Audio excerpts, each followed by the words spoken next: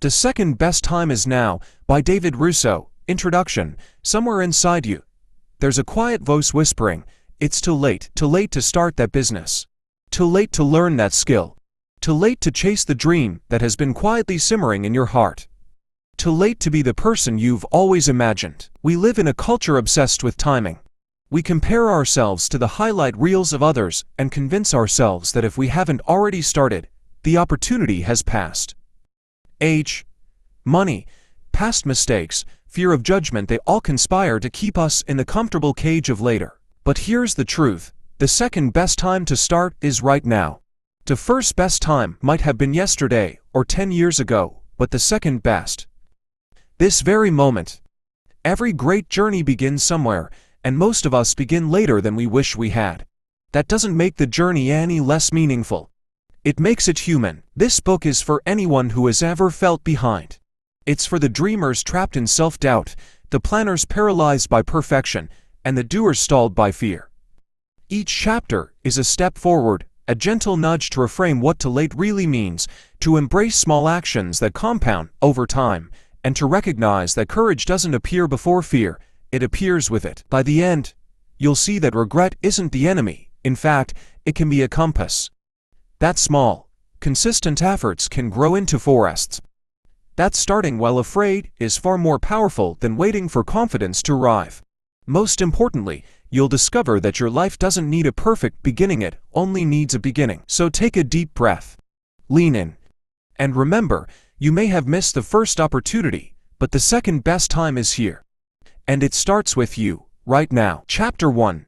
The Weight of Too Late. Most of us carry a secret weight, a quiet voice that whispers, I've missed my chance. Maybe it's about a career you wish you had started years ago. Maybe it's a skill you never learned, a book you never wrote, or a dream you shelved because life got in the way. We tell ourselves that timing slipped through our fingers, and somewhere along the way, that belief becomes heavier than the reality. Regret is often the loudest proof that we've been comparing ourselves to someone else's timeline. We look at friends, colleagues, or even strangers online, and measure our lives against their milestones. Age, money, past mistakes, or the right moment, all these reasons can feel like immovable barriers. But they aren't. They're illusions we've accepted as truths.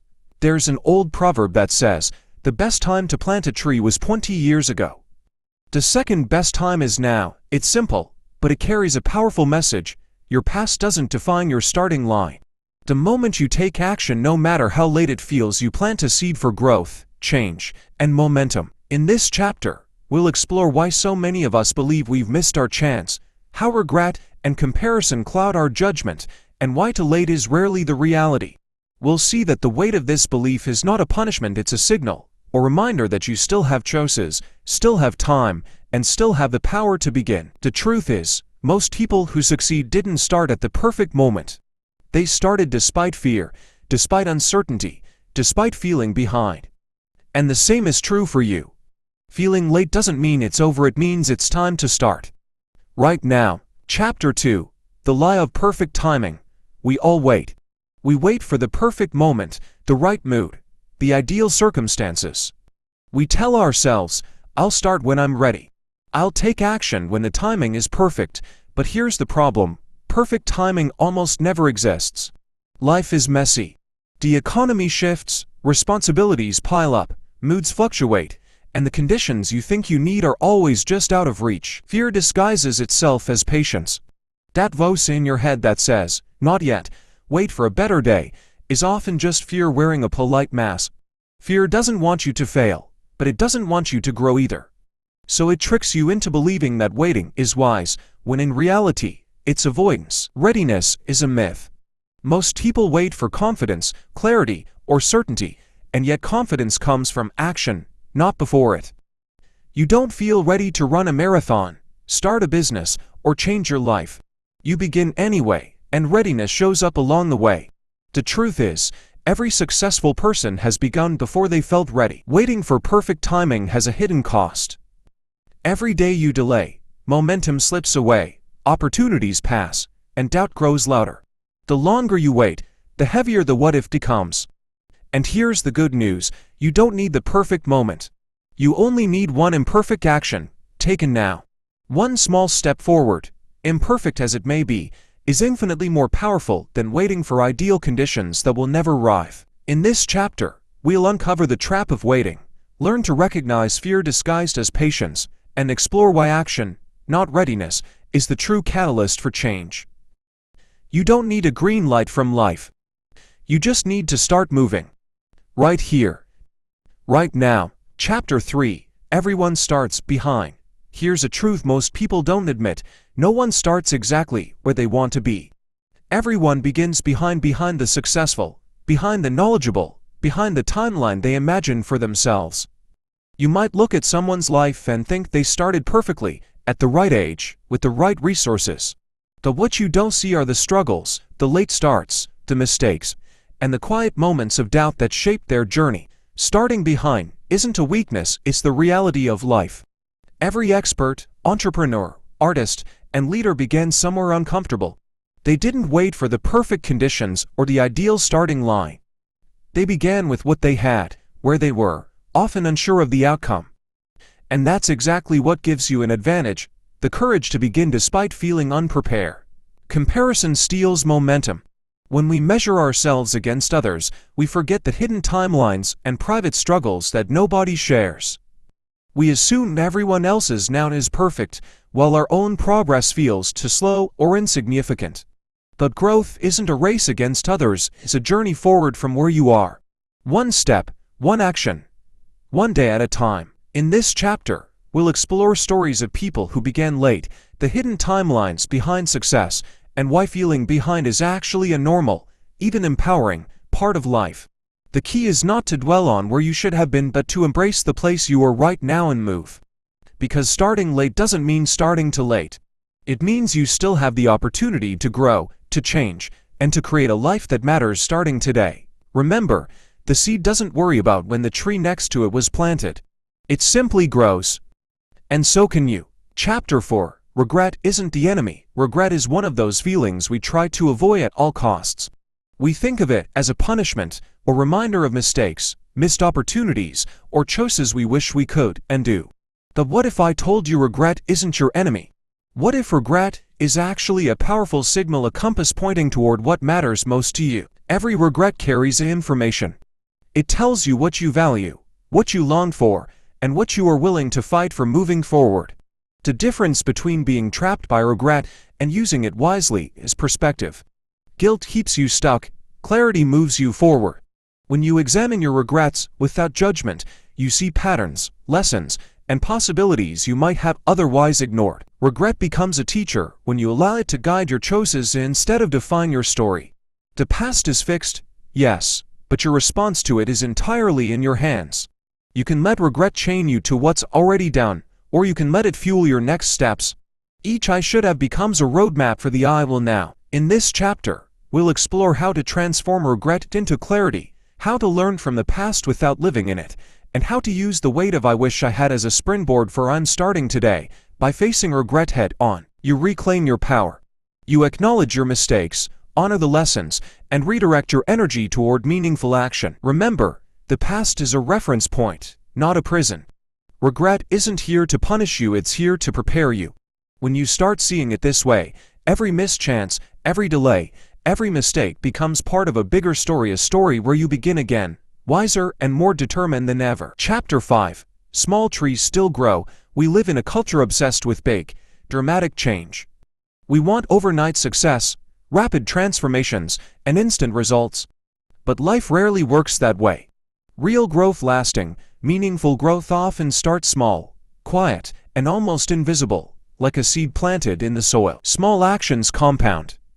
One decision, one effort, one habit, repeated consistently, becomes a tree.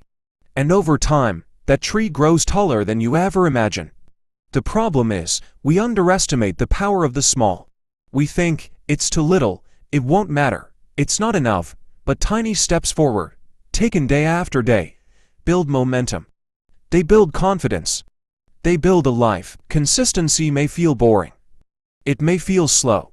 But boring consistency beats dramatic bursts followed by collapse every time. The person who writes one page a day finishes a book. The person who invests a little money each month builds wealth. The person who shows up, even imperfectly, grows stronger, smarter, and more capable. In this chapter, we'll explore why small, steady action matters more than grand gestures, why tiny improvements accumulate into transformation, and how patience is actually a superpower disguised as discipline. The journey doesn't have to be spectacular to be effective, it just has to start. Remember, every mighty oak began as a small, fragile acorn. Every forest starts with a single seed. Your efforts, no matter how modest they seem today, are planting a future you can't yet fully see. Start small. Stay consistent. And watch as your life quietly, inevitably, grows into something remarkable. Chapter 6, Identity. Before results, most of us chase results first. We want the promotion, the weight loss, the business success, or the skill before we feel worthy or capable. But here's the catch: results follow identity, not the other way around. Who you become determines what you achieve. If you focus only on outcomes, you're building on shifting sand. If you focus on who you are becoming, every action, every habit, every choice starts to align naturally with that identity. Identity is the bridge between intention and action. When you say, "I am a person who follows through," or "I am becoming someone who prioritizes growth," you create a lens for how you see the world, and, more importantly, how you show up in it. Habits aren't just tools, they're proof of your identity. Every small decision reinforces who you are, whether you realize it or not. Stopping the cycle of quitting starts with identity.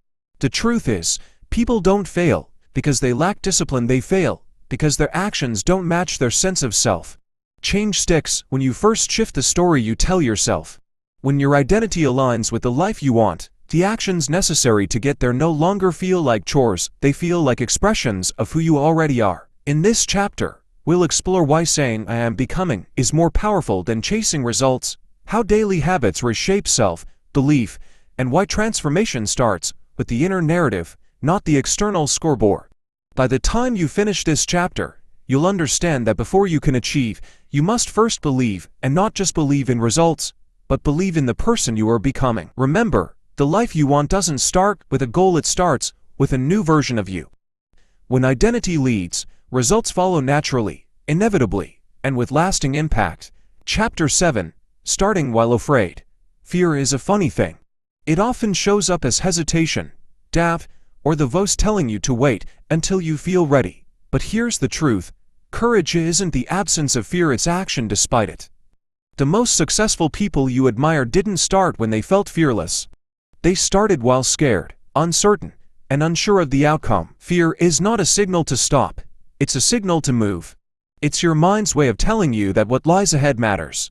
If it didn't matter, you wouldn't feel it. The first step is acknowledging fear without letting it control your choices. The next step is taking action anyway. That's the essence of bravery, moving forward even when your heart is racing, even when the what if feels overwhelming. Confidence doesn't come before action, it comes through action. You don't need to feel ready to begin. You need to begin, and the readiness will catch up along the way. Every first attempt, every small step, teaches you something new and builds the courage you didn't realize you already had. In this chapter, we'll explore why waiting for confidence is a trap, how to recognize fear as a sign of growth, and practical ways to start even when your mind screams "I'm not ready." You'll learn that bravery isn't a grand gesture, it's a series of small, consistent steps taken while your heart is racing, while your doubts are loud, and while the future is uncertain. Remember, the scariest moment is often right before the breakthrough. Starting while afraid is not reckless, it's the most honest, powerful way to take control of your life. Every step forward, in spite of fear, moves you closer to the person you're meant to become, and at every moment you delay, only gives fear more time to grow. Chapter 8, The Cost of Waiting. Waiting feels safe. It feels polite, responsible, even wise. "I'll start tomorrow," we say. "I'll wait until I'm ready." But waiting comes with a hidden price, one that grows heavier the longer you postpone action.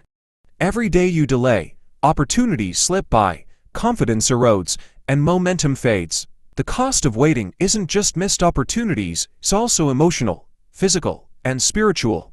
Emotionally, you carry the weight of regret, guilt, and self-doubt. Physically, your goals, whether fitness, health, or skill become harder to reach with time. Spiritually, the life you imagine drifts further from your reality. Every day spent waiting is a day of potential you'll never get back. We often underestimate how steep this cost really is. Waiting doesn't just pause progress, it allows fear to grow, doubt to strengthen, and excuses to multiply. The longer we wait, the louder that inner voice becomes, convincing us that action is pointless or that the right time will magically appear. But the right time rarely comes. Life doesn't wait for clarity or comfort, it moves, whether you're ready or not. In this chapter, we'll examine the true cost of waiting and why later is almost always more painful than starting now. You'll see that the discomfort of action is temporary, but the regret of inaction can echo for years. Every small step forward today is a safeguard against the heaviness of missed chances tomorrow. Remember, waiting is a choice, and like any choice, it has consequences. The question isn't whether you can wait. The question is whether you can afford to.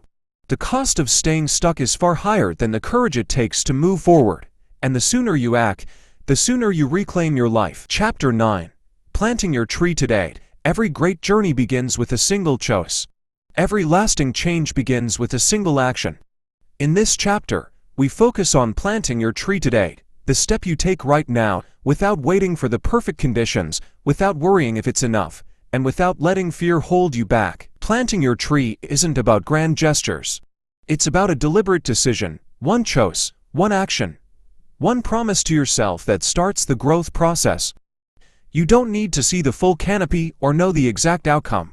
You only need to plant the seed and care for it consistently. The rest will follow naturally over time. Choosing your tree matters.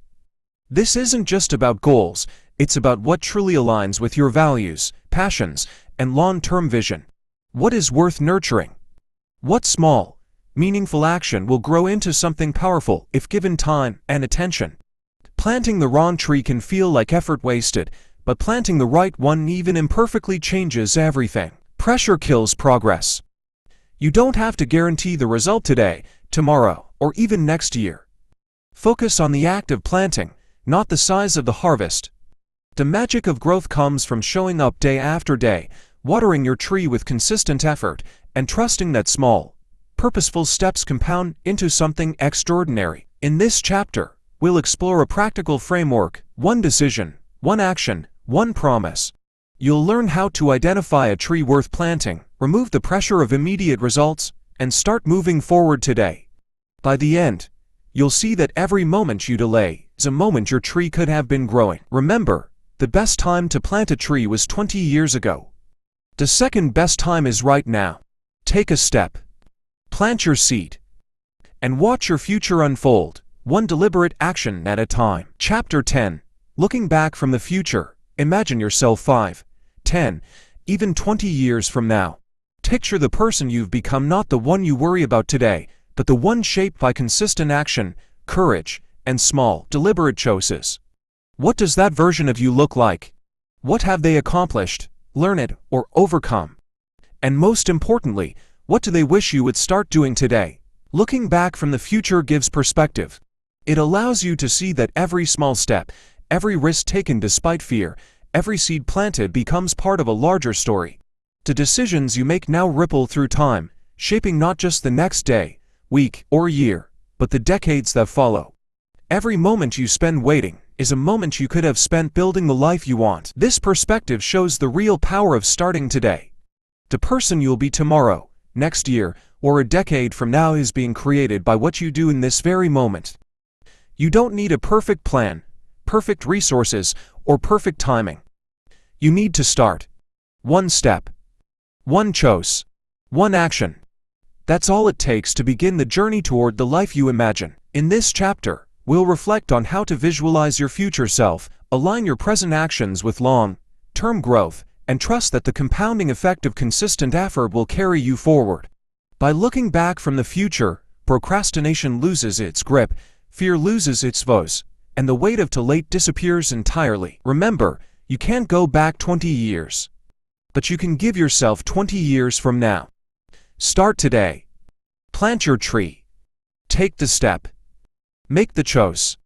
And when you look back from the future, You'll be amazed at how far you've come simply because you began. Conclusion: your journey begins now.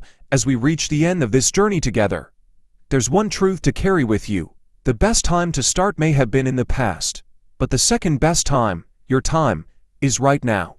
Every chapter, every lesson, every story in this book comes back to this simple idea: action transforms life, but only when it begins today. You've learned that too late is rarely real, that fear is a signal to move, that regret could be a teacher, and that small, consistent steps compound into extraordinary change. You've discovered that identity shapes results, that courage is moving while afraid, and that waiting comes at a cost far greater than the effort it takes to start. Now it's time to take all of that and turn it into motion. Life doesn't ask for perfection. It doesn't wait for clarity. It doesn't hand out second chances neatly packaged. It moves forward, and the people who succeed are the ones who plant their seeds, take their steps, and begin even when conditions feel imperfect. Every day you act is a day you reclaim your power, rewrite your story, and move closer to the life you imagine. So today, plant your tree. Take your step. Make your choice. Let fear and doubt be your companions, not your masters. Look forward from your future self and ask, will I be glad I started today? The answer is always yes, because growth, courage, and transformation begin the moment you decide to start. Remember this: you cannot go back 20 years, but you can give yourself 20 years from now. And the journey of those 20 years begins here, begins today, and begins with you. The best time is gone. The second best time is now.